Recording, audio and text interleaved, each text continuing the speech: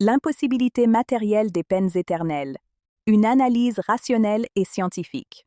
L'idée des peines éternelles, lorsqu'elle est analysée sous le point de vue matériel et rationnel, révèle des incohérences profondes. Le spiritisme consacre ce passage à démontrer que la notion de souffrance infinie ne se soutient ni par les lois de la nature, ni par la logique morale, ni par les connaissances que nous possédons aujourd'hui sur le fonctionnement de l'univers et de la conscience. Tout d'abord, il est nécessaire de comprendre que tout ce qui existe dans la nature est soumis à des lois de transformation. La matière se modifie, l'énergie se réorganise, les systèmes cherchent l'équilibre. La physique classique démontre qu'il n'existe pas d'états absolus et immuables. Rien ne reste indéfiniment dans une même condition sans subir de modifications. Appliquer l'idée d'éternité à un état de souffrance contredit directement ce principe universel. Lorsque nous observons la biologie, nous trouvons la même logique. Les processus de douleur, d'adaptation et de régénération ont toujours un but. La souffrance ne persiste que tant qu'elle remplit un rôle fonctionnel. Il n'existe, dans aucun organisme vivant, un mécanisme naturel destiné à maintenir une douleur infinie sans but. La nature ne gaspille pas d'énergie dans des états stériles. Du point de vue de la conscience, la psychologie profonde montre qu'aucun état émotionnel n'est permanent. La culpabilité, le remords, le regret et l'angoisse évoluent au fur et à mesure que l'individu comprend, élabore et redéfinit ses expériences. L'esprit humain ne reste pas figé dans une seule condition psychique. Il en va de même pour la conscience spirituelle, qui est en constant mouvement et apprentissage.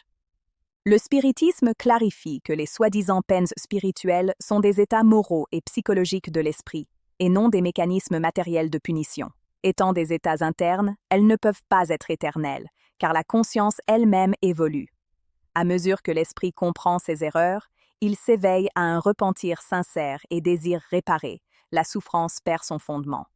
Il y a aussi une impossibilité logique évidente. Si les peines étaient éternelles, l'évolution serait impossible. Cela signifierait admettre que la création divine a produit des êtres destinés à l'échec définitif, sans chance de progrès.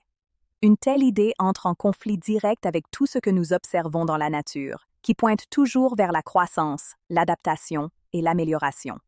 La science moderne renforce cette vision en démontrant que des systèmes complexes, comme l'esprit et la conscience, ne fonctionnent pas dans des états fixes. L'astrophysique montre que même les corps célestes passent par des cycles de naissance, de transformation et de dissolution.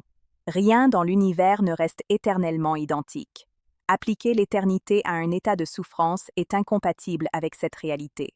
Ainsi, l'impossibilité matérielle des peines éternelles n'est pas seulement une question de foi, mais de cohérence avec les lois naturelles.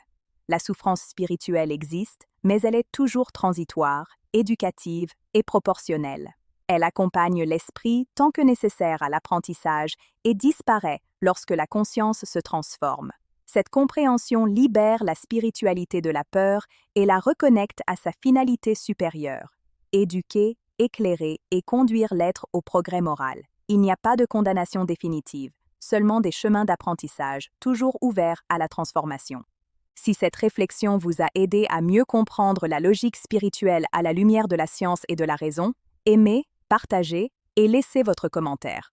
Votre participation aide ce message à atteindre plus de personnes.